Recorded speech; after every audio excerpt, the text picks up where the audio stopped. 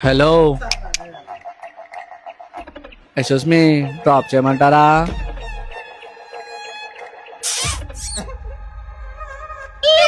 అమ్మయ్య, ఇక్కడ ఎవరో ఉన్నారు, హెల్ప్ అడిగి చూద్దాం. అమ్మో వద్దులే, వాళ్ళ మంచి. సార్ నేను ఇక్కడ స్టాచ్యూ దగ్గర వెయిట్ చేస్తున్నా, రండి రాపిడో.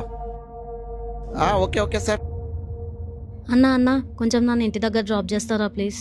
లేదమ్మా, రాపిడో బుక్ అయింది, కస్టమర్ వస్తున్నాడు. అన్నా అన్నా ప్లీజ్ అన్నా, కొంచెం డ్రాప్ చేయన్నా ప్లీజ్ అన్నా ప్లీజ్.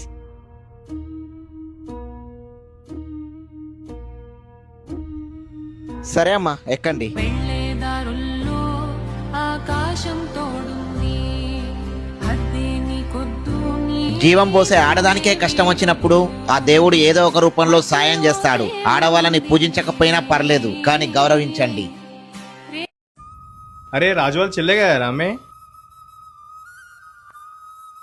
అవును మామా.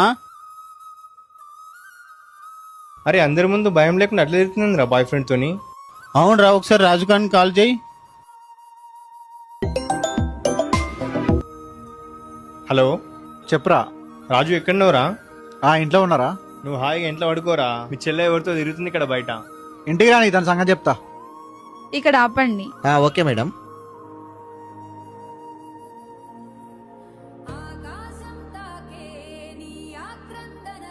మేడం మేడం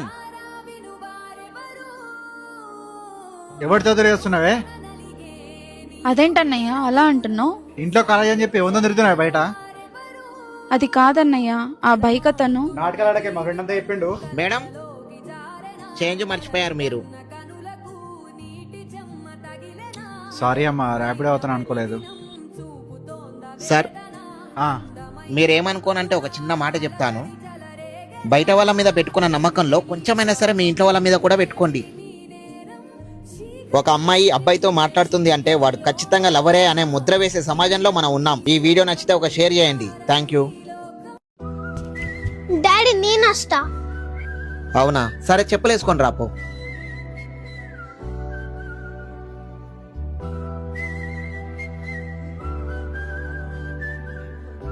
డాడీ వెళ్ళిపోయింది కదా. ఛీ, ఛీ.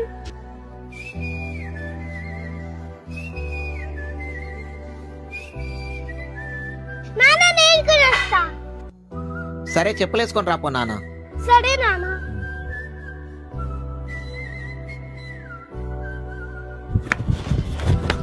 నాన్న ఏడు.